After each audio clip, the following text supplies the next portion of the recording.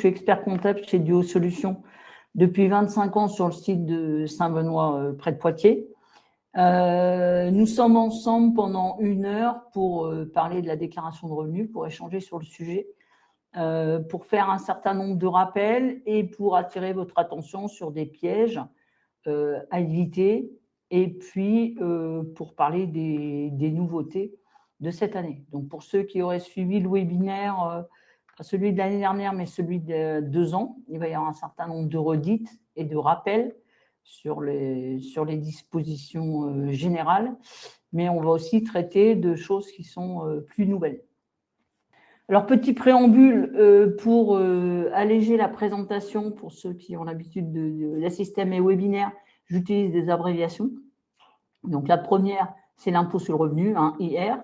On parlera aussi de réduction d'impôt, RI, de crédit d'impôt, CI, de plus-value, PV, de la loi de finances, donc LF ou LDF, du revenu fiscal de référence, RFR, et ensuite des déclarations générales, déclaration générale des revenus, donc la 2042, et la déclaration des revenus fonciers, qui est la 2044. Dans la loi de finances pour 2026, donc pour ceux qui auraient suivi, qui auraient assisté à notre galette des rois ou qui auraient suivi le webinaire sur la loi de finances, il n'y avait pas de grande révolution en matière de fiscalité personnelle. Il y a beaucoup de petites mesures. Il y a quelques suppressions de réduction d'impôts et des reconductions de dispositifs, mais parfois avec des conditions plus restrictives. Au final, et comme depuis plusieurs années, les dispositifs de défiscalisation se tarissent. La déclaration de revenus est de plus en plus compliquée. Il y a de plus en plus d'informations à fournir, même si, paradoxalement, il y a très peu de pièces à transmettre en live. Mais on va voir dans certains dispositifs qu'il faut compléter des rubriques pour que l'administration ait des informations sans pour autant avoir à joindre des pièces. Beaucoup de justificatifs, par contre, à tenir à disposition. Donc, un petit rappel sur le calendrier. Le 21 mai 2026 doivent être déposées via impôt.gouv toutes les déclarations pour les gens qui habitent dans les départements de 01 à 19. Le 28 mai 2026 pour les départements de 20 à 54 et le 4 juin 2026 pour les départements de 55 à 976. Pour les déclarations qui sont établies par Duo, on les télétransmet via un canal professionnel, donc on télétransmet tout avec une date limite au 4 juin 2026, peu importe le département dans lequel on est.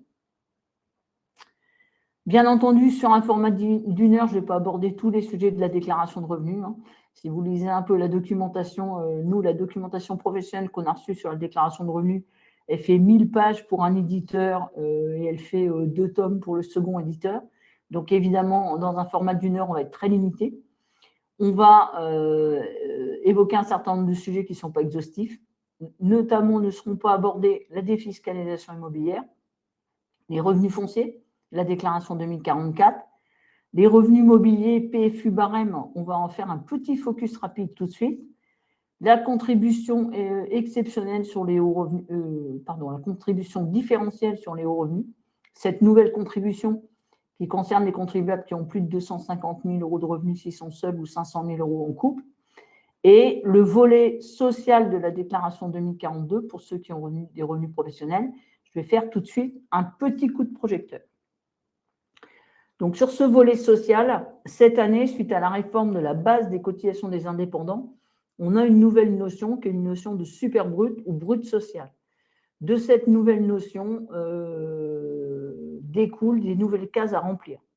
Donc, pour ceux d'entre vous qui ont des revenus professionnels, notamment des revenus commerciaux, libéraux ou agricoles, ou qui perçoivent des rémunérations de gérance et qui font eux-mêmes leur déclaration de revenus, notre conseil, c'est de vous rapprocher de votre expert comptable pour qu'il vous donne les éléments à reporter si vous établissez vous-même votre déclaration. Autre petit focus rapide sur les revenus mobiliers et ou les plus-values. Donc, on parle souvent de prélèvement forfaitaire unique ou flat tax, qui est le régime qui s'applique par défaut. Donc, cette flat tax est une taxation à 30% pour les revenus 2025 qui se décompose en 12,80% d'impôt sur le revenu et 17,20% de prélèvements sociaux. Elle s'applique normalement par défaut, mais vous pouvez opter pour le barème. Quand vous optez pour le barème, ça vous donne notamment droit à un certain nombre d'abattements. Donc, il faut faire un petit calcul pour voir quel est le plus intéressant. L'option pour le barème ou le PFU est globale. Ça veut dire qu'elle s'applique à la fois aux revenus mobiliers, que ce soit des intérêts de compte courant ou des dividendes, et aux plus-values. On ne peut pas opter pour le PFU pour les plus-values et opter pour le barème pour les dividendes. On prend une option globale pour tous les revenus et une option annuelle. Par contre, on peut changer d'option tous les ans. J'ai mis attention aux cases à cocher, notamment quand on fait des allées et venues entre le barème et le PFU. Donc, à notre programme, le foyer fiscal, les changements d'adresse, les changements de situation familiale, mariage, divorce, PACS, décès, rupture de PACS, le rattachement des enfants. En matière de revenus, les salaires et les retraites, les rémunérations des gérants, les indemnités de sécurité sociale, les salaires des apprentis, étudiants et stagiaires. Déductible des revenus, les frais professionnels, donc avec un choix à faire entre le forfait de 10% ou les frais réels, et un petit focus sur les frais de trajet et les frais de repas. On parlera ensuite de tout ce qui est déduction fiscale, la CSG, l'épargne retraite, les pensions alimentaires, les frais d'accueil des personnes âgées, les dons, les services à la personne, les dépenses d'autonomie, les systèmes de charges pour voitures électriques, les frais de garde des enfants de moins de 6 ans, les frais de scolarité, les cotisations syndicales. Un petit point aussi sur les comptes à l'étranger et l'obligation en la matière. Et puis, si on a un peu de temps, on fera un focus sur les enfants, le barème et calcul de l'impôt et le prélèvement à la source. En ce qui concerne les questions, vous avez un chat, donc vous pouvez poser vos questions et j'y répondrai à la fin de la présentation. Alors, premier sujet, tout ce qui concerne le foyer fiscal, c'est-à-dire les données relatives à l'année 2025. Les changements d'adresse, les déménagements. Tout changement d'adresse doit être signalé au cadre 1 de la déclaration. C'est important, notamment pour la problématique de la taxe d'habitation. Vous savez que vous avez, en matière de taxe d'habitation, une exonération de la résidence principale, quel que soit le niveau de revenu. Donc, il est important que l'administration fiscale sache quelle est votre résidence principale. Vous devez donc signaler tout changement d'adresse en 2025 en précisant la date du déménagement, mais vous devez aussi signaler les changements d'adresse en 2026 en précisant la date du déménagement. C'est-à-dire les déménagements qui sont intervenus entre le 1er janvier 2026 et la date d'établissement de la déclaration, c'est-à-dire les jours en mai ou en juin 2026. Toujours préciser si à la nouvelle adresse, vous êtes propriétaire, locataire ou occupant à titre gratuit. Autre changement, la modification de situation familiale. En principe, vous devez signaler aux impôts sur impôts.gouv dans les 60 jours votre changement de situation familiale, voilà, pour que l'administration fiscale puisse mettre à jour votre taux de prélèvement à la source, pour que vos prélèvements soient adaptés à la nouvelle situation familiale. Donc, vous déclarez sur impôts.gouv le mariage, par exemple, et donc l'administration fiscale, si vous optez pour une imposition commune, va adapter vos prélèvements à la source en fonction des revenus de votre conjoint, puisque l'administration fiscale va rattacher automatiquement votre conjoint à votre foyer. Donc, mariage ou PACS dans l'année 2025, on a deux possibilités. En principe, c'est une imposition commune, mais en réalité, vous avez un choix.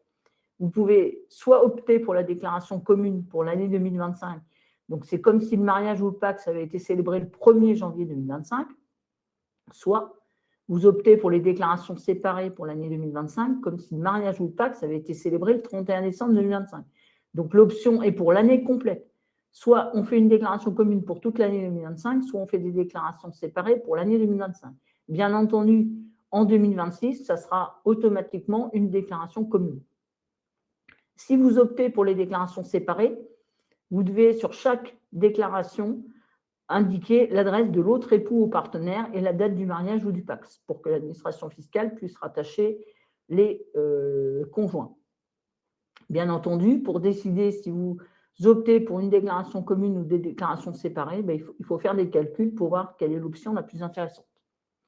Globalement, si vous avez des revenus quasiment équivalents, ça ne va pas forcément changer grand-chose. Si vous avez une grosse différence de revenus, la déclaration commune sera souvent plus favorable. Autre modification de situation familiale, la séparation, le divorce ou la rupture de Pacs dans l'année 2025. Donc là, vous n'avez pas de choix.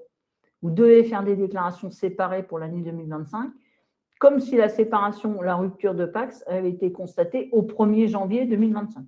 Non. Donc, il n'y a plus l'ancien système, comme pour les mariages, qui consistait à faire une déclaration commune jusqu'à la date du divorce et ensuite des déclarations séparées.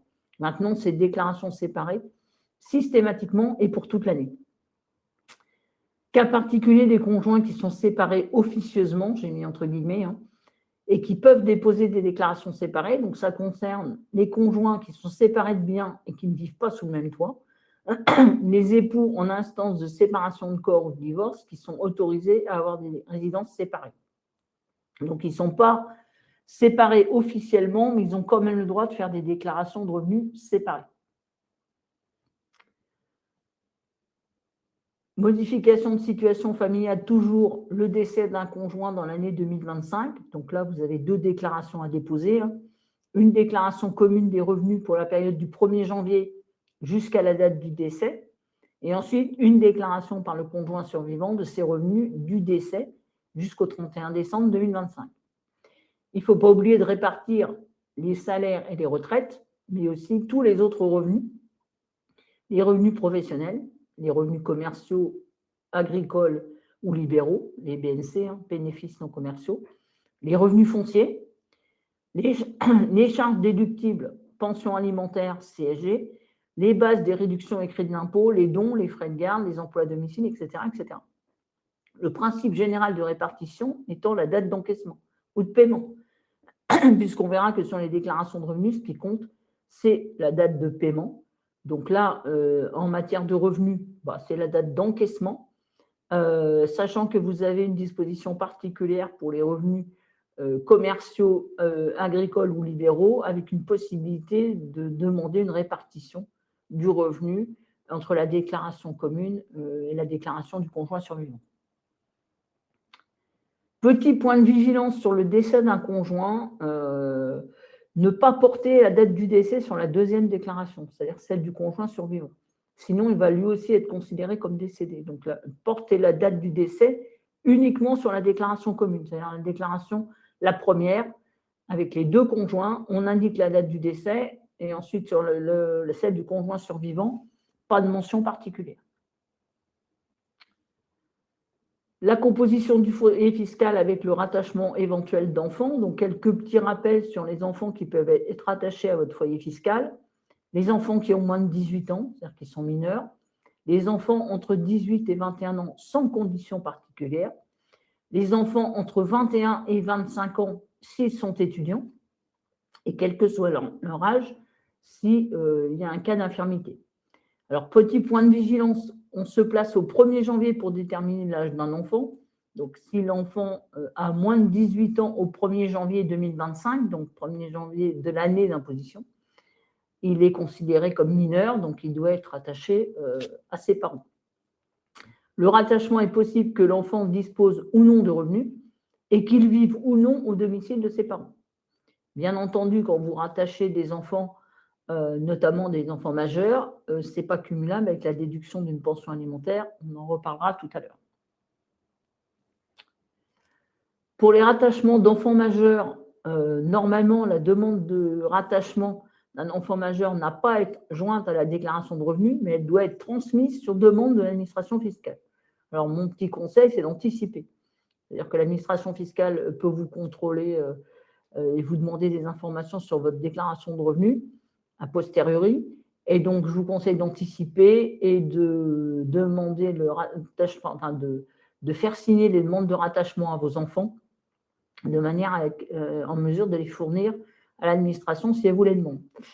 Deuxième point de vigilance, le numéro fiscal de l'enfant doit être indiqué. C'est-à-dire que depuis, alors je ne sais plus, c'est 2 ans ou 3 ans, vous devez, quand vous rattachez un enfant majeur, indiquer son numéro fiscal. Donc, vous recevez normalement, ou votre enfant reçoit, un papier avec un numéro fiscal. Mon petit conseil, c'est même si les enfants sont rattachés, ne jamais mettre à la poubelle ce document et le conserver précieusement. L'adresse de l'enfant doit être mentionnée si elle est différente de celle de ses parents. Et si les parents font des déclarations séparées, le majeur ne peut demander son rattachement qu'à un seul parent. Les enfants mineurs peuvent être en garde alternée, les enfants majeurs ne peuvent pas être en rattachement alterné ou rattachement partagé. Ils doivent se rattacher soit à leur mère, soit à leur père, mais ils ne peuvent être rattachés qu'à un seul parent. Par contre, on peut changer tous les ans. Les rattachements d'enfants mineurs, donc quelques points particuliers, notamment en cas de déclaration séparée des enfants. Il convient de tenir compte de la réalité et de surtout se mettre d'accord entre ex-époux si la répartition fiscale est différente de la répartition judiciaire. Voilà, si vous avez une décision judiciaire et que cette décision judiciaire n'est pas appliquée dans la réalité et que la prise en charge des enfants ne correspond pas à cette répartition judiciaire, il n'est pas interdit de faire une répartition fiscale calée sur cette réalité. Il faut que les époux soient d'accord et attention aux incohérences. Je vous ai mis dans l'exemple le plus fréquent d'incohérence, c'est un lieu de résidence très éloigné d'établissement scolaire, par exemple. Voilà, donc c'est compliqué de rattacher à 100% fiscalement des mineurs au papa qui habite à Poitiers s'ils sont scolarisés à Toulouse, parce qu'en réalité, ils habitent à Toulouse avec leur maman. Donc attention à ne pas mettre des choses qui sont incohérentes. En ce qui concerne les parents concubins, donc qui font des déclarations de revenus séparées, ils peuvent rattacher des enfants mineurs. On peut changer tous les ans. C'est-à-dire que voilà, une année, on peut les mettre à la charge du papa, l'année suivante à la charge de la maman, notamment quand il y a des revenus qui peuvent être variables pour l'un ou pour l'autre. Si l'enfant est compté à la charge du papa l'année dernière et que cette année, on le rattache à la maman, je vous conseille de porter 0 dans la case pour signaler le changement et éviter le double rattachement par l'administration fiscale. Parce qu'on a eu quelques cas où effectivement, il y avait ambiguïté et donc l'enfant se retrouvait compté à la charge à la fois du papa et de la maman. Notion de parent isolé, vous savez que vous avez une notion qui s'appelle parent isolé et qui vous permet de bénéficier d'une demi-part supplémentaire. Quelques rappels, la notion de parent isolé suppose de vivre seul. Donc, je mets attention aux parents isolés qui font des déclarations à la même adresse. On voit ça notamment sur des concubins. Quand le concubinage, quel que soit le sexe, ne permet pas de bénéficier de la majoration. Donc, vous ne pouvez bénéficier de la majoration que si vraiment vous vivez seul. Les enfants en résidence alternée, donc petit rappel, c'est ce que j'ai dit tout à l'heure, la résidence alternée n'est possible que pour les enfants mineurs. Les majeurs doivent se rattacher à l'un ou l'autre de leurs parents séparés. À défaut de précision dans le jugement de divorce, le lieu de résidence s'apprécie au regard des circonstances de fait, avec ma petite mise en garde sur les situations qui seraient incohérentes. Bien cocher les cases adaptées pour la résidence alternée, y compris pour les frais de scolarité, parce qu'on verra tout à l'heure, vous avez un certain nombre de réductions d'impôts pour les enfants. Et évidemment, si vous êtes en résidence alternée, vous avez le droit qu'à la moitié de la réduction d'impôts. Et surtout, bien renseigner les coordonnées de l'autre parent. Donc, l'administration fiscale a besoin de savoir sur chaque déclaration, quand il y a des enfants en résidence alternée, où se passe, où est l'autre parent qui bénéficie aussi de la garde alternée.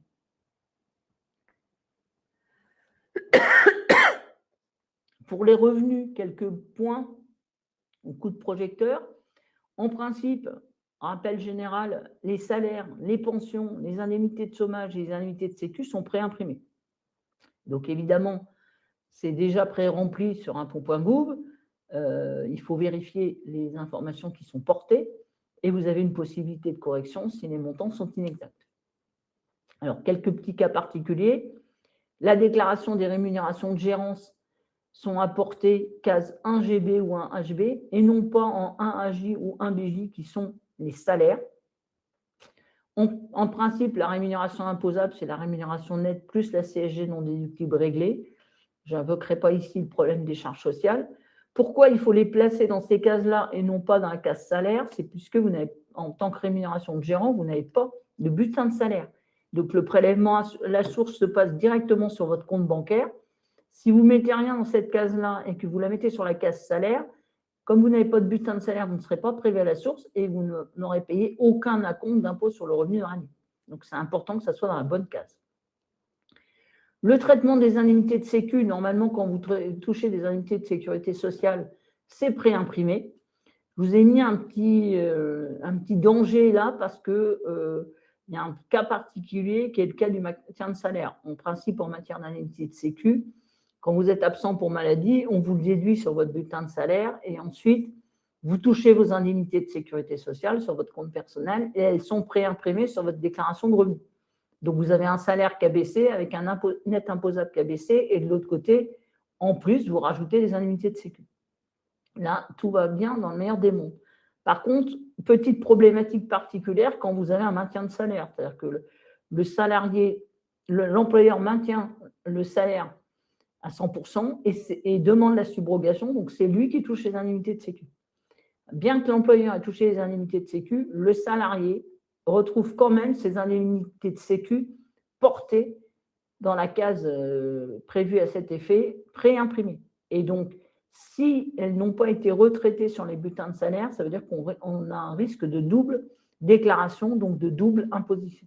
Donc, attention, si vous avez des indemnités de sécurité sociale un peu conséquentes, à bien vérifier que vous n'êtes pas imposé 2 fois, notamment si vous êtes en maintien de salaire. Les heures sup, donc les heures sup sont exonérées, mais elles doivent quand même être déclarées dans les cas spéciaux parce qu'elles rentrent dans la base du revenu fiscal de référence, ce revenu fiscal de référence servant notamment de référence, c'est le cas de le dire, à certaines aides. Et dernier point particulier sur les salaires, le traitement du prime de partage de la valeur, PPV, 2 seuils d'exonération.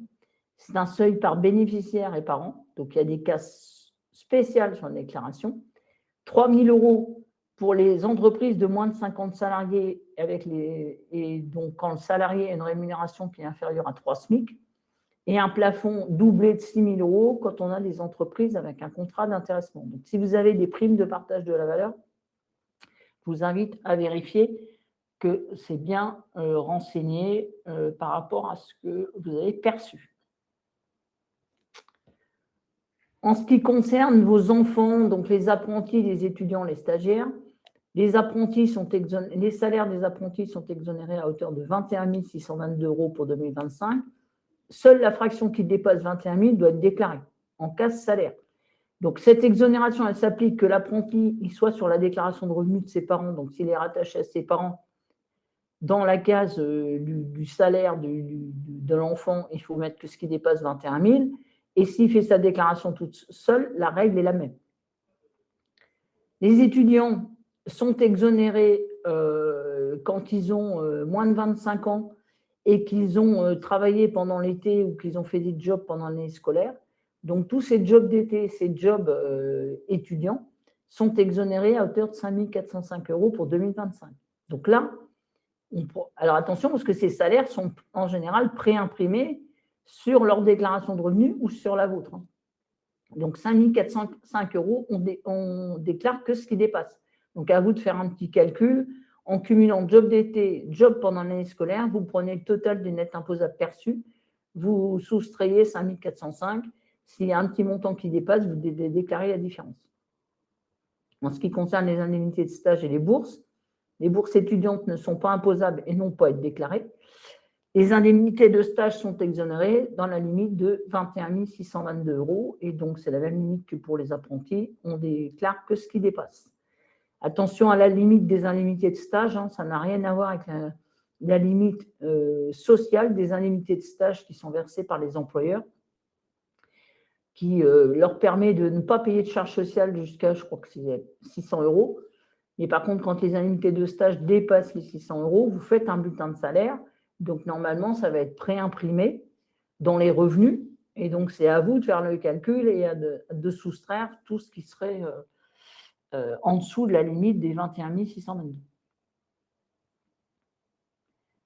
Les frais professionnels, vous savez, quand vous déclarez des salaires, que ce soit des salaires et même des pensions, des retraites ou des rémunérations de gérance, vous avez droit à un abattement pour frais professionnels. Cet abattement est forfaitaire et de 10%. Ça, c'est le calcul qui se fait automatiquement.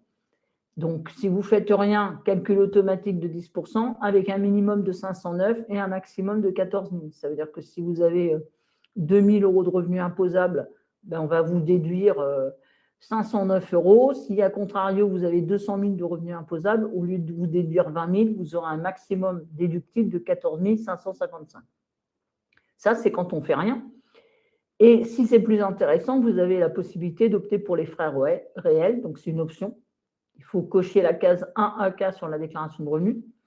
Vous devez fournir un détail de votre calcul, mais vous n'avez pas de justificatif à transmettre. Donc, les frais réels couvrent les indemnités kilométriques, les frais de repas, les frais de double résidence. Petit focus sur les frais de trajet, donc les déplacements domicile, lieu de travail sont déductibles dans la limite de 40 km, sauf circonstances particulières. Et donc, circonstances particulières, ça veut dire que je suis en mesure de démontrer que si j'habite à plus de 40 km de mon lieu de travail, c'est parce que j'ai des contraintes particulières. Ça peut être notamment le lieu de travail de mon conjoint. Donc, voilà, j'habite à Niort, je travaille à Poitiers. Si mon conjoint, lui, travaille à Niort, voilà, je suis en mesure de prouver que je fais plus de 40 km parce que c'est pas moi qui ai décidé pour des, comment on va dire, je ne vais pas trouver le terme, donc je vais changer, pour des convenances personnelles, ça y est, je l'ai retrouvé, d'habiter si loin de mon lieu de travail, c'est des circonstances particulières. En principe, vous n'avez droit qu'à un aller-retour par jour, maximum. J'ai mis un petit focus sur ne pas zapper de retrancher le nombre de jours de télétravail. Voilà, on ne peut pas se contenter de prendre le nombre de jours travaillés multiplié par un aller-retour par jour. Quand on a des jours de télétravail, on n'a pas de frais de kilomètres, donc on ne peut pas les déduire. Le barème kilométrique qui s'applique, il est inchangé depuis 2022. Donc, ça fait déjà 3 ans de suite qu'on reprend le même barème kilométrique. Il s'applique véhicule par véhicule. Ça veut dire que si j'ai utilisé plusieurs véhicules, j'applique le barème pour chaque voiture. Si j'ai 2 véhicules dans l'année, un premier et un deuxième qui sont dans l'absolu le même modèle, la même puissance fiscale, je l'applique le barème véhicule par véhicule. J'insiste parce que souvent les gens font un cumul et c'est souvent moins intéressant de faire le cumul. Il y a un barème spécial pour les voitures électriques, donc en fait c'est le barème normal majoré de 20%. Et donc qu'est-ce que ce barème couvre? Il couvre la dépréciation du véhicule, les frais de réparation et d'entretien, les pneus, le carburant, l'assurance, et pour les véhicules électriques, les frais de location et de recharge de batterie. Il ne couvre pas les frais de garage, de parking et d'autoroute, ce qui veut dire que dans vos frais réels, si vous avez des frais kilométriques, vous pouvez déduire vos 30 km, alors on va dire que vous en faites 30, c'est-à-dire 60 km par jour multiplié par le barème. Et si vous prenez l'autoroute tous les jours, vous pouvez rajouter vos frais d'autoroute. Et si vous avez des frais de parking, vous pouvez rajouter les frais de parking. En ce qui concerne les frais de repas, donc vous avez droit, si vous optez pour les frais réels, à déduire des frais de repas. Donc cette déduction correspond aux frais de repas supplémentaires que vous avez engagés du fait que vous travaillez. J'insiste sur le terme de dépenses supplémentaires, puisqu'on considère que quand vous êtes chez vous et que vous restez chez vous, vous mangez, et donc il y a une valeur d'un repas pris à domicile. On considère que la valeur d'un repas pris à domicile, c'est 5,45 €. Donc pour déduire vos frais de repas et calculer la dépense supplémentaire que vous engagez parce que vous travaillez, vous avez 2 options. Soit le prix payé, c'est-à-dire si vous allez manger au restaurant ou à la cafétéria, vous prenez vos tickets de restaurant, de cafétéria et vous déduisez sur chaque ticket 5,45 €. Et là, ça vous donne la valeur de votre dépense supplémentaire. Soit la dépense supplémentaire est estimée forfaitairement, c'est-à-dire qu'on considère qu'à la maison, vous dépensez 5,45 € et que quand vous mangez à l'extérieur, la dépense supplémentaire est aussi de 5,45 €. Alors, quand est-ce que ça s'applique? Ça s'applique notamment pour les salariés qui peuvent déduire des frais de repas sans justificatif à hauteur de 5,45 € s'ils n'ont pas de possibilité de restauration collective sur le lieu de travail et si la pause méridienne ne permet pas de rentrer chez soi. Alors, ça veut dire quoi? La possibilité de restauration collective sur le lieu de travail, le fait d'avoir sur votre lieu de travail une cuisine avec un frigo, un micro-ondes n'est pas une possibilité de restauration collective. Donc, c'est juste une mise à disposition d'un lieu pour déjeuner. Donc, si vous amenez tous les jours votre repas sur votre lieu de travail, vous pouvez estimer la dépense supplémentaire à 5,45 €. Bien entendu, si votre employeur vous accorde des tickets resto, vous avez une part patronale sur ces tickets restaurants-là. Donc, il ne faut pas oublier de déduire la part patronale des titres restaurants.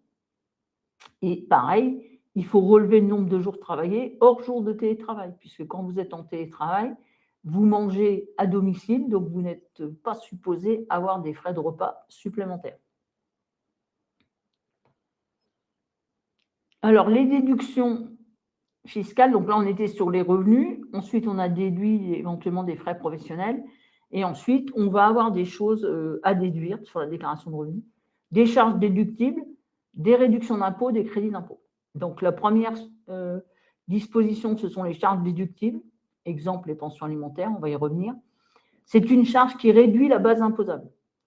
Donc, son impact sur l'impôt dépend de la tranche d'imposition du contribuable. À la fin, j'essaierai de vous faire un petit focus sur le barème et comment ça fonctionne.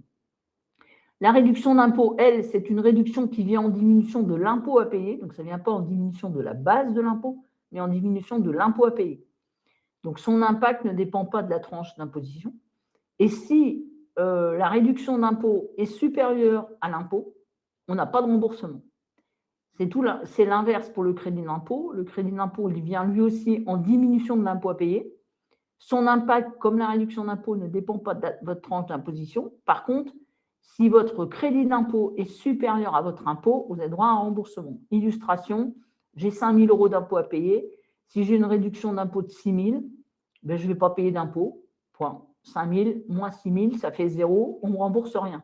Si mon avantage fiscal, c'est un crédit d'impôt, j'ai 5 000 € d'impôt sur le revenu à payer, j'ai un crédit de 6 000 €, on va me rembourser 1 000 €. Donc, dans les charges déductibles, c'est-à-dire les charges qui viennent minorer la base de l'impôt, il y a la CSG déductible. Donc, en principe, c'est un préimprimé. Donc, ça concerne les gens qui ont notamment des revenus fonciers ou des revenus de location meublée non professionnels. Ils payent des prélèvements sociaux. Dans ces prélèvements sociaux, il y a de la CSG et dans ces CSG, il y a une partie déductible. Donc, vous avez payé des prélèvements sociaux et de la CSG sur vos revenus 2024 et une partie de cette CSG que vous avez payée sur vos revenus 2024 est déductible de vos revenus 2025. Donc, en principe, elle est préimprimée et elle apparaît sur votre avis d'imposition 2025 sur les revenus 2024. Point de vigilance, j'ai mis répartition en cas de séparation parce qu'elle est préimprimée et donc après, il faut la répartir si vous faites des déclarations séparées en 2025. Épargne retraite, donc pareil, c'est une charge qui vient en diminution de la base du calcul de l'impôt.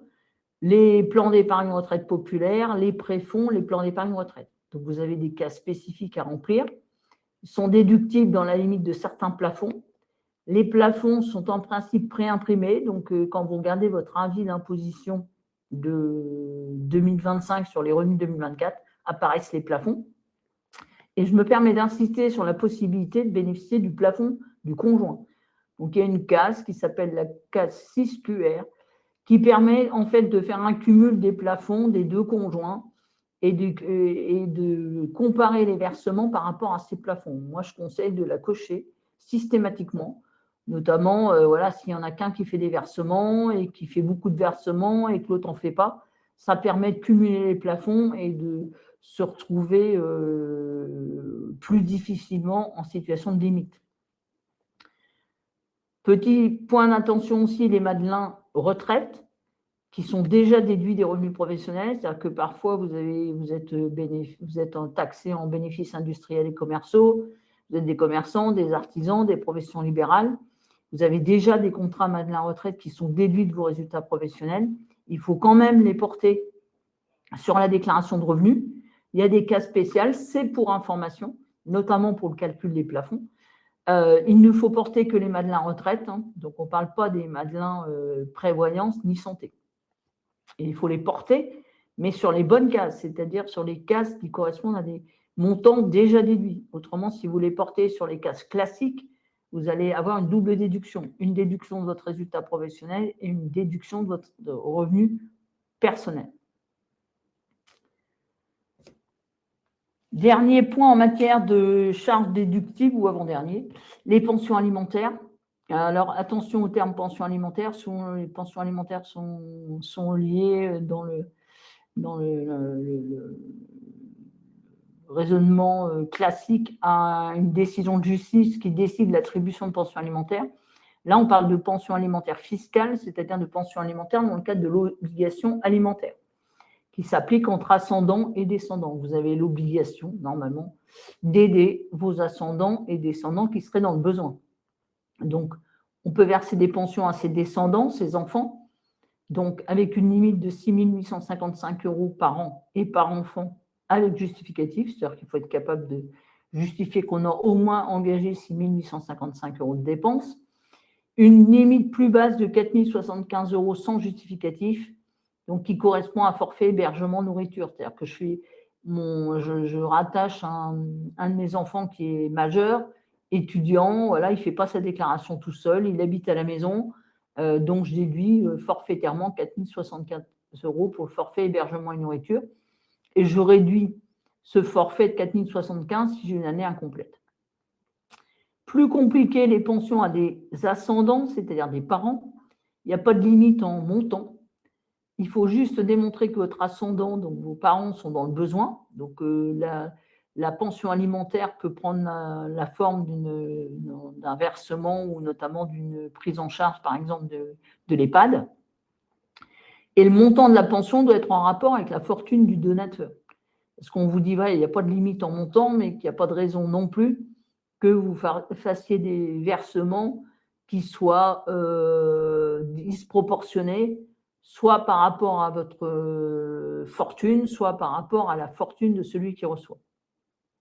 Les pensions doivent être déclarées par le receveur s'il fait une déclaration en France, puisque toutes les pensions alimentaires, voilà, que vous déduisez doivent être déclarées par celui qui les reçoit, donc que ce soit vos enfants s'ils font leur déclaration tout seuls ou vos parents s'ils font une déclaration tout seuls.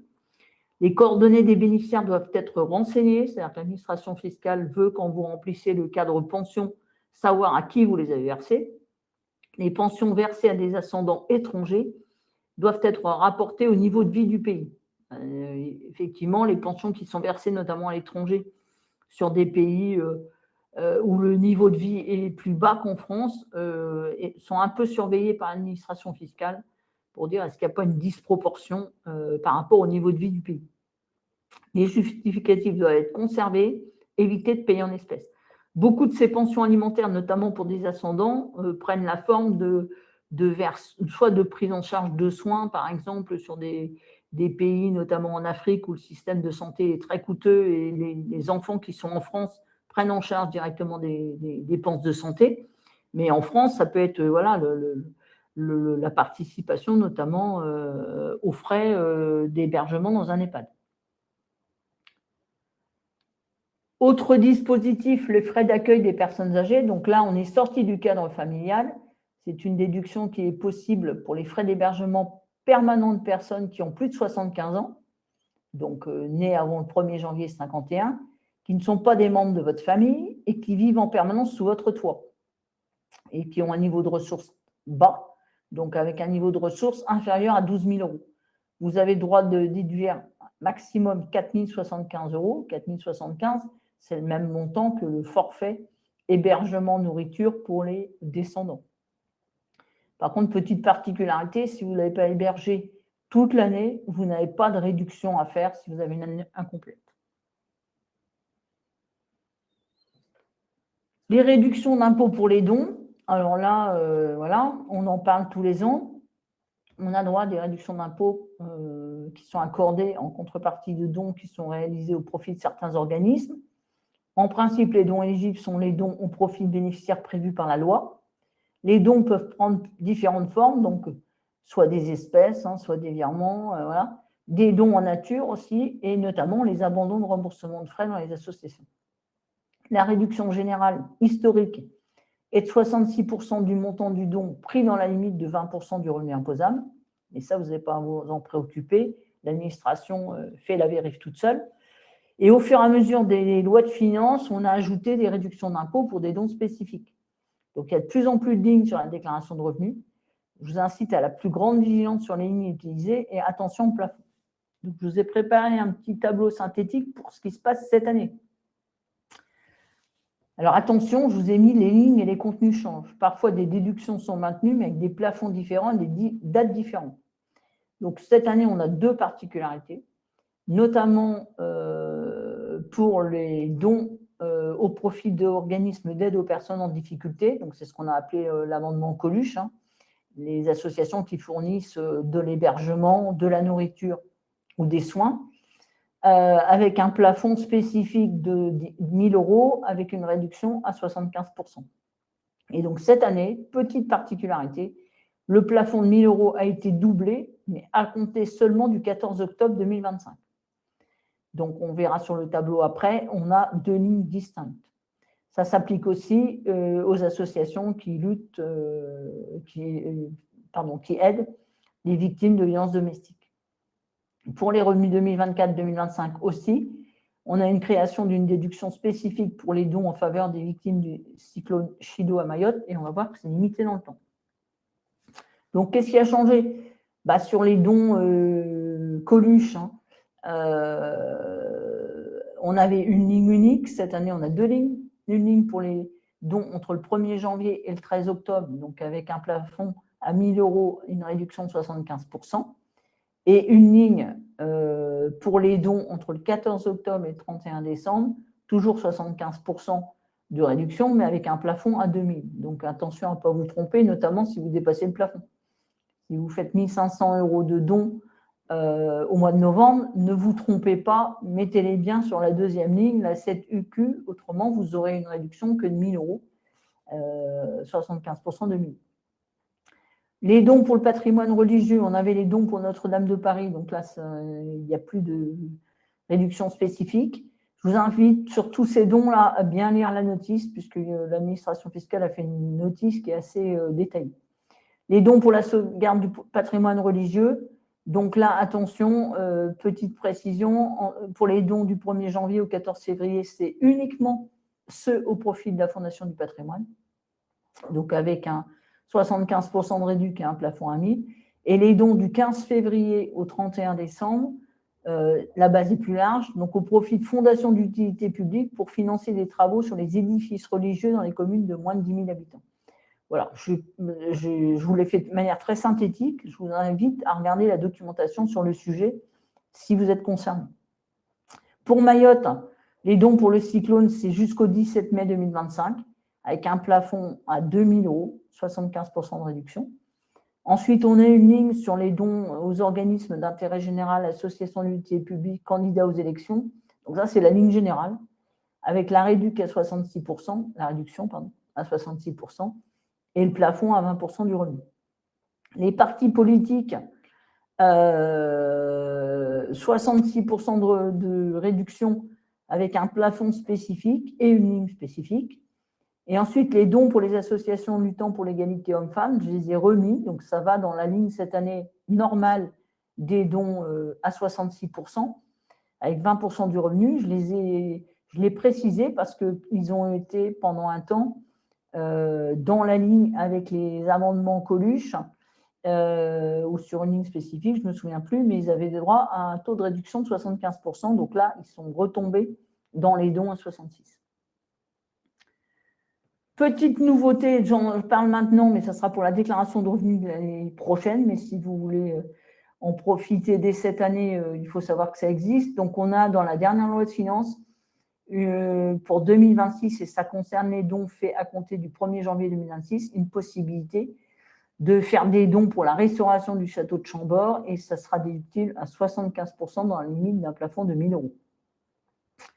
Mon conseil général sur les dons, c'est attention au plafond, sachant que si vous dépassez les plafonds spécifiques des dons qui sont éligibles de 75%, Les excédents bénéficient du taux à 66. Donc, quand vous voyez que vous dépassez le plafond, si vous êtes sur une ligne, vous avez un plafond à 1000.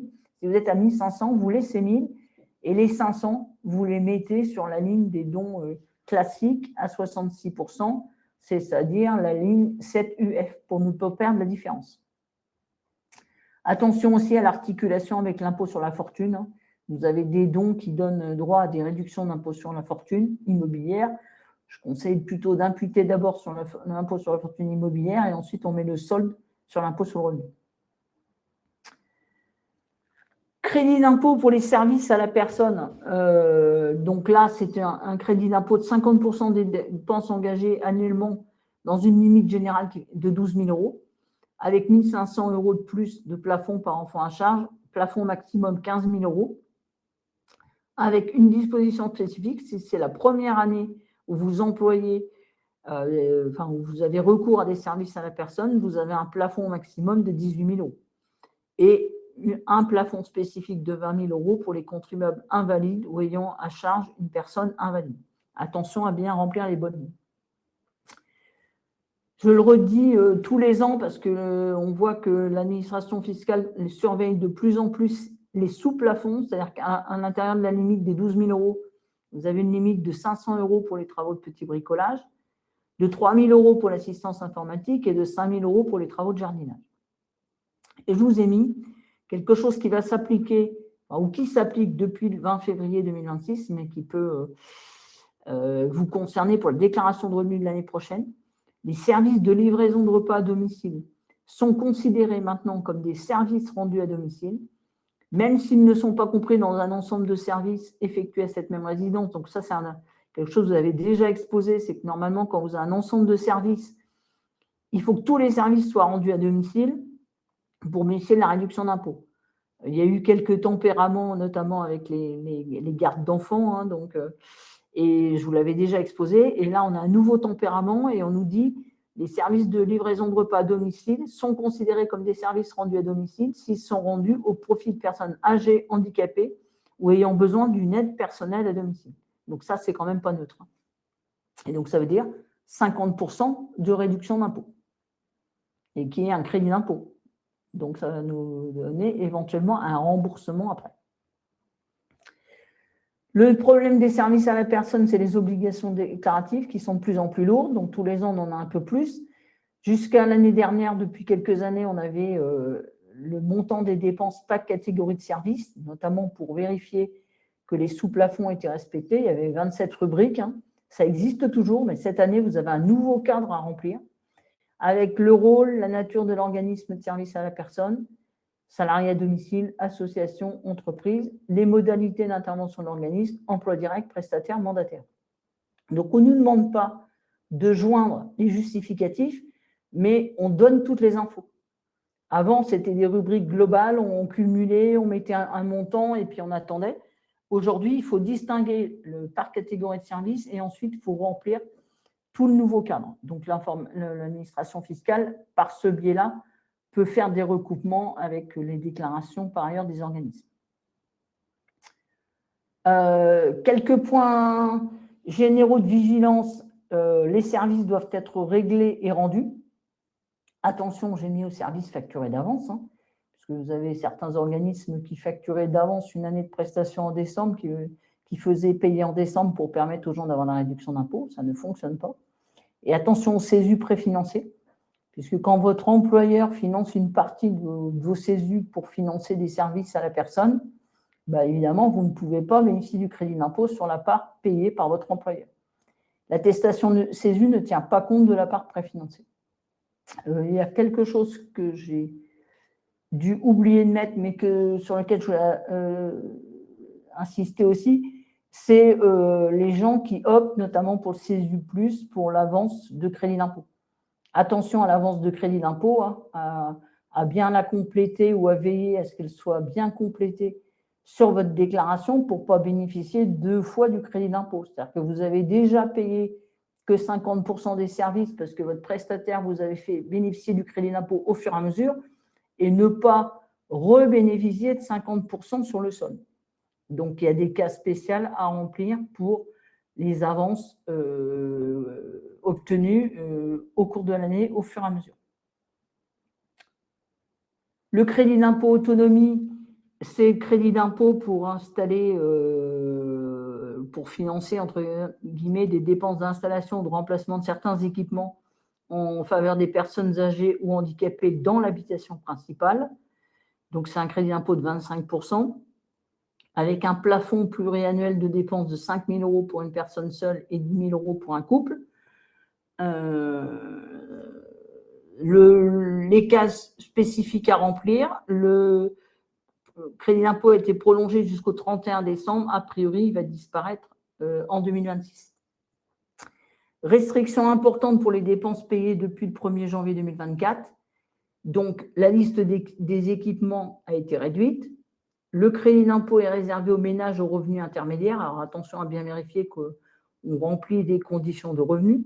C'est-à-dire un revenu intermédiaire, c'est un revenu qui est compris entre un minimum et un maximum. Et les bénéficiaires sont limités. Avoir 60 ans ou plus et souffrir d'une perte d'autonomie précise ou présenter un taux d'incapacité reconnu supérieur ou égal à 50%. Ce qui n'existait pas avant. C'est-à-dire qu'avant, c'était ouvert à tout le monde. Depuis le 1er janvier 2024, la base du crédit d'impôt a été considérablement réduite. On met des conditions de revenus, on réduit la liste et on réduit la liste des équipements et des bénéficiaires. Le crédit d'impôt pour les systèmes de charge voitures électriques, donc c'est un crédit d'impôt qui normalement est tombé au 31 décembre 2025. Le crédit d'impôt, c'est 75% des dépenses pour équiper le logement en borne, donc habitation principale ou secondaire. Le plafond du crédit, attention, ce n'est pas un plafond de dépenses, c'est un plafond de crédit. 500 € par système de charge pour les dépenses payées en 2025, avec un maximum pour un couple de 2 000 €, c'est-à-dire si vous installez 2 bornes dans votre habitation principale pour 2 voitures électriques et 2 bornes dans votre résidence secondaire, dans l'absolu, vous pourriez avoir 2 000 € de crédit. Depuis 2024, on a un petit peu serré les boulons, donc on a recentré le dispositif sur les bornes de recharge électrique pilotables. Alors, qu'est-ce que ça veut dire pilotable ? Le pilotage, c'est la modulation de l'énergie consommée lors de la recharge dans le but d'éviter de surcharger le réseau d'électricité. Réduction d'impôt pour les frais de garde des enfants de moins de 6 ans hors domicile. Alors, j'insiste, parce qu'il y a souvent une confusion entre les frais de garde des enfants à domicile et hors domicile. Donc, les frais de garde des enfants à domicile, c'est ce que je vous ai présenté tout à l'heure. Ça va dans le compte crédit d'impôt service à la personne, avec des plafonds qui sont élevés. Alors que quand vous êtes en frais de garde d'enfants de moins de 6 ans, c'est des frais de garde hors domicile. Ça concerne les enfants qui sont nés après le 31 décembre 2018. Le crédit d'impôt, c'est 50% des dépenses plafonnées à 3 500 € par enfant, soit un crédit maximum de 1 750 € par enfant. Si vous êtes en garde alternée, le crédit d'impôt maximum, c'est la moitié, 875. Alors, j'insiste sur les dépenses éligibles, parce que souvent, on se limite aux assistantes maternelles, mais rentrent dans cette catégorie de dépenses éligibles les crèches, les garderies, les centres de loisirs sans hébergement, les garderies postscolaires ou périscolaires. Donc, souvent, ce qui est oublié, ce sont les centres de loisirs sans hébergement. Donc, si vos enfants vont au centre de loisirs, à la journée, vous pouvez bénéficier du crédit d'impôt de 50%. Point de vigilance, quand les parents sont séparés, les frais de garde doivent être déduits sur la déclaration du parent qui prend l'enfant à charge, normalement. Bien remplir les cases enfant par enfant, puisque le plafond est par enfant. Donc, on essaie de ne pas tout cumuler dans la même case, sinon on se retrouve vite plafonné. Et il y a des cas spécifiques en cas de garde alternée.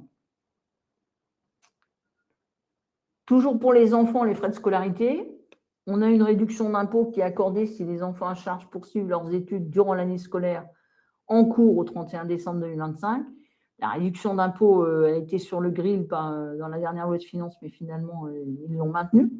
61 € pour un collégien, 153 pour un lycéen, 183 pour un étudiant. Ce n'est pas automatique, donc il faut remplir les cases. Alors que l'administration fiscale ne déduit pas par rapport à l'âge de leurs enfants leur situation scolaire. Donc, attention à bien cocher les bonnes cases. Je prends un exemple de situation, on se place au 31 décembre. Si j'ai un enfant qui est collégien sur l'année scolaire 24-25, il est donc collégien du 1er septembre au 30 juin et lycéen du 1er septembre 2025 au 30 juin 2026. Et ben, au 31 décembre 2025, il est lycéen. On coche la case lycéen. Ne pas oublier de cocher les cases. Ne pas attention au cas spécial pour les enfants en garde alternée. Et ensuite, la réduction n'est pas accordée pour les enfants apprentis. C'est-à-dire que les apprentis ne sont pas considérés comme des étudiants. Dernière réduction d'impôt, les cotisations syndicales.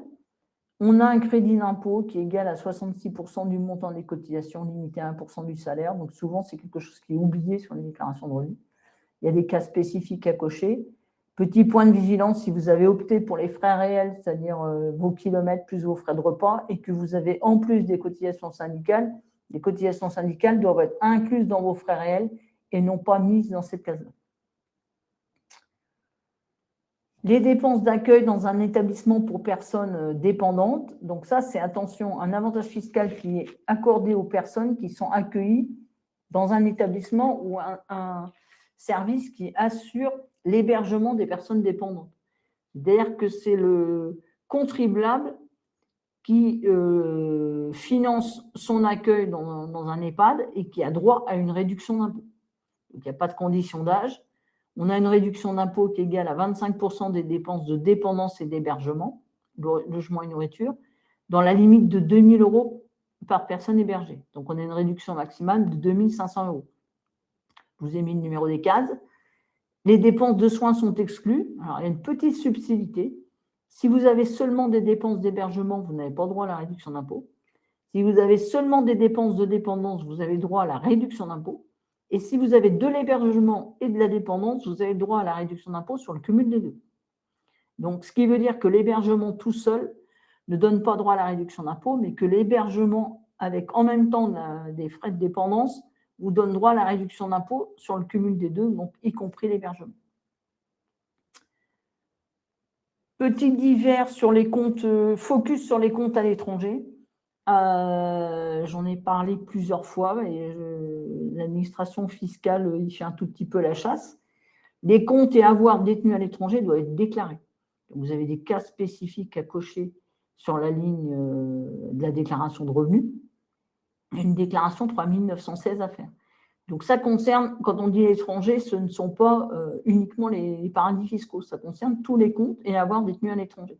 Si vous avez un compte bancaire en Espagne, un compte bancaire aux États-Unis, vous devez le déclarer, vous devez cocher la case et vous devez faire une déclaration 3916 qui consiste à dire, voilà, j'ai un compte dans une banque espagnole, donnez les références du compte bancaire, point barre. Il n'y a pas d'éléments chiffrés, il y a uniquement des coordonnées. Attention à l'amende. L'amende, c'est 1 500 € par compte non déclaré et par an. 10 000 € quand le compte est dans un État qui n'a pas signé de convention de lutte contre la fraude et l'évasion fiscale avec la France.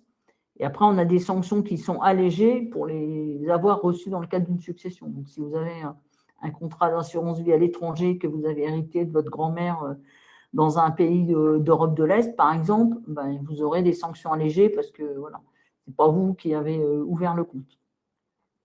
J'ai mis point de vigilance, ça concerne tous les pays et pas seulement les paradis fiscaux. Voilà ce que j'avais à vous dire sur la déclaration de revenus. On est dans le timing, je crois. On va essayer peut-être de répondre aux questions. La première, c'est celle-là. J'aurais une question personnelle. Mon épouse est handicapée. Quel est le seuil d'handicap retenu par le GFIP afin de pouvoir bénéficier de l'avantage fiscal? Alors, ça dépend de quel avantage fiscal on parle. Concernant la pension alimentaire, jusqu'à quel âge peut-on la verser à son enfant? Mon fils né en 2024 ne sera plus apprenti en septembre 2026. Est-ce que je peux déclarer? À partir du moment où vous avez des pensions alimentaires, vous n'êtes pas limité. C'est-à-dire que les pensions alimentaires versées à des enfants majeurs, il faut que les enfants soient dans le besoin. C'est dans le cadre de l'obligation alimentaire. Donc, il n'y a pas de condition d'âge maximum pour verser des pensions alimentaires à des enfants. Je prends pour exemple, vous avez un enfant majeur qui n'a pas de travail et qui peut lui-même avoir des enfants, vous allez être autorisé à déduire des pensions alimentaires pour lui et pour ses enfants. Donc, la condition d'âge n'est pas c'est-à-dire de bénéficier. Non, attendez. On va passer à la question suivante.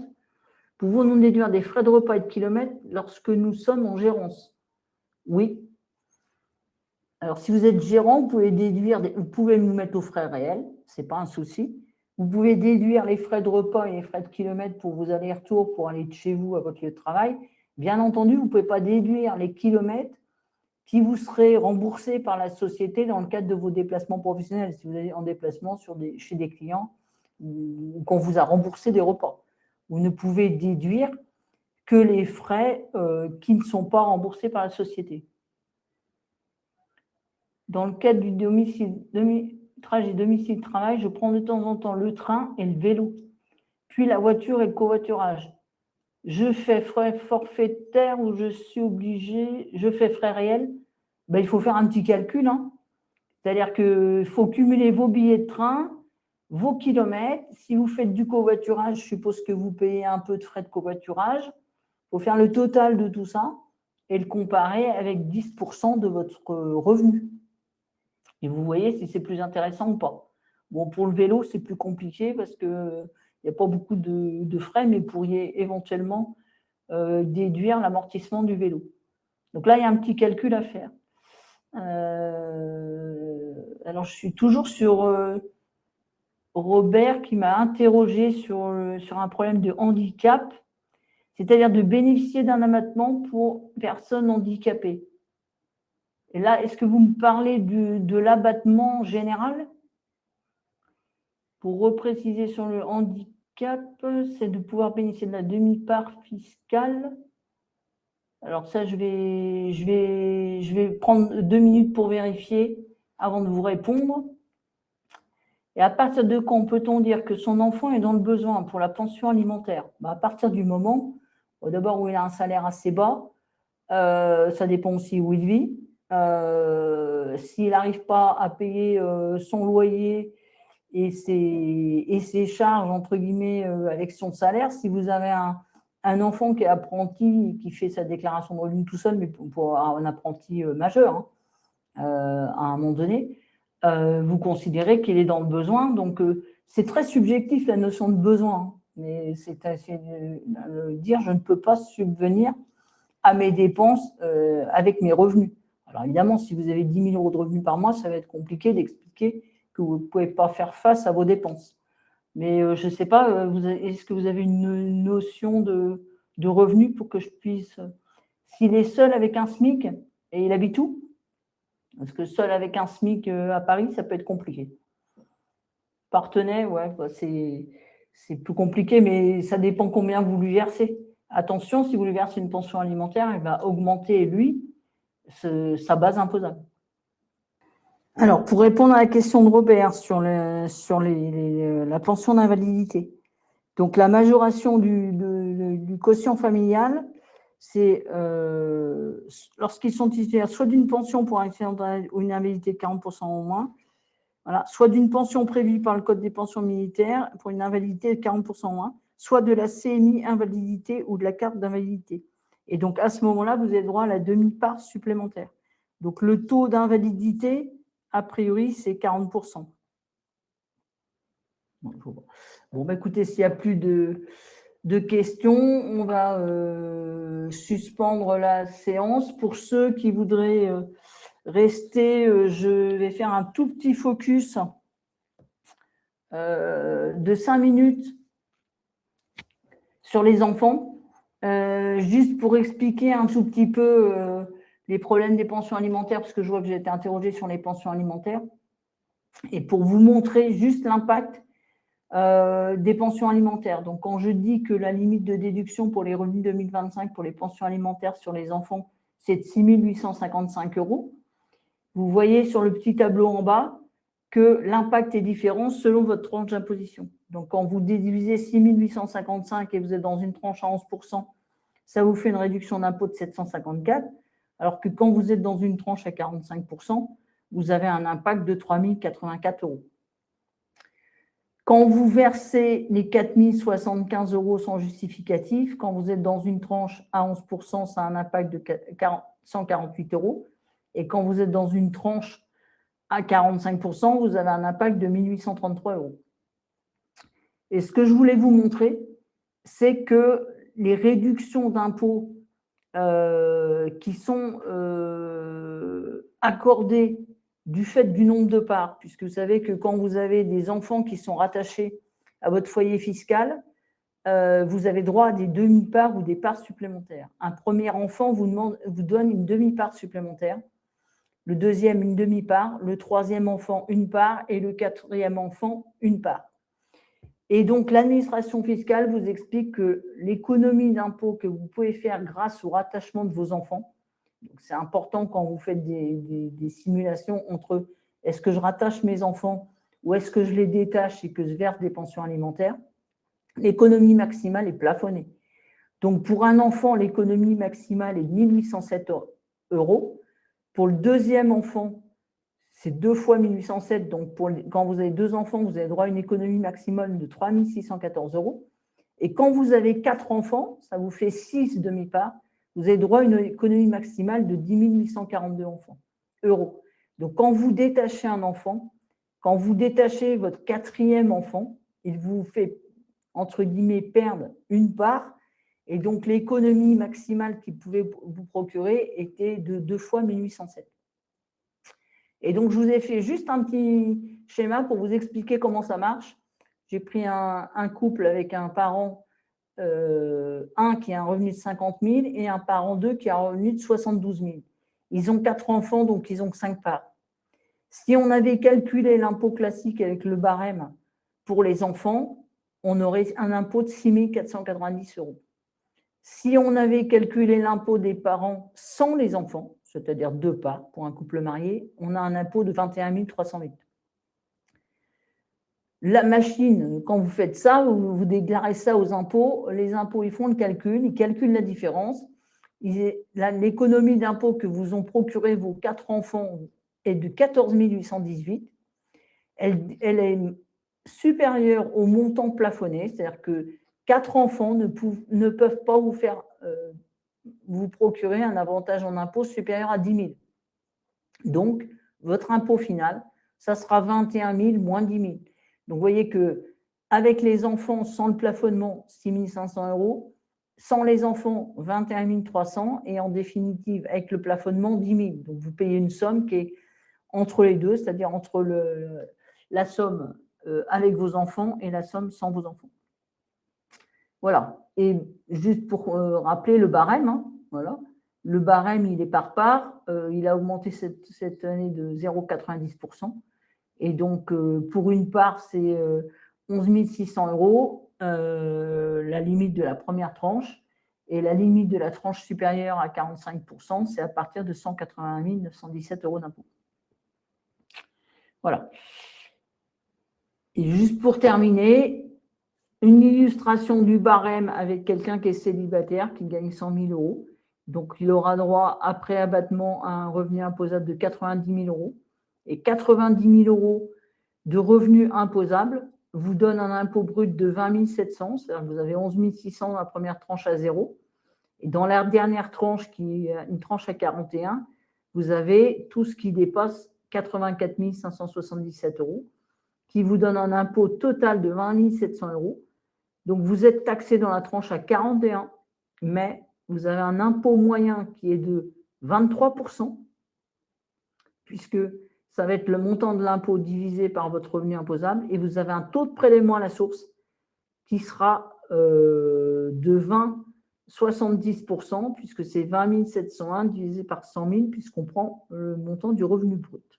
Voilà, je voulais terminer sur ça pour vous présenter un peu ce qui se passe en matière d'impôt sur le revenu. Voilà. Et dernière précision sur le prélèvement à la source. Voilà. Depuis le 1er septembre, c'est les taux individualisés qui s'appliquent par défaut. Avant, c'était les taux communs. Et depuis le 1er septembre, ce sont les taux individualisés qui s'appliquent. Donc, vous n'avez plus rien à faire. Systématiquement, on va avoir des taux individualisés. Vous pouvez par contre opter pour les taux communs. Et donc, je vous ai fait un petit exemple. Ça, c'est l'imposition d'un couple avec un impôt sur le revenu à 41 000. J'ai pris volontairement des montants forts pour que ça vous saute aux yeux. Donc, un couple paye 41 000 € d'impôts. Voilà. Le taux du foyer, c'est 20,80% pour le PAS. En taux, si on applique le taux du foyer à chaque salaire, on a un impôt de 3 466. On applique les taux individualisés, ça veut dire que monsieur seul ne va payer que 13,20 de taux de prélèvement à la source, alors que madame, qui a un revenu supérieur à 150 000, va payer un taux à 23,30. Et quand on remultiplie les retenues à la source, chacun par son taux, on tombe sur exactement le même montant. Donc, vous voyez que le montant de l'impôt global ne change pas. Par contre, la répartition, si on a 2 salariés, entre ce qui est prélevé sur le salaire de monsieur et ce qui est prélevé sur le salaire de madame, bouge. Voilà, je voulais terminer là-dessus. Je vous souhaite une bonne soirée. J'espère que j'ai répondu à vos questions. Et je vous donne rendez-vous bientôt pour un nouveau webinaire. Merci.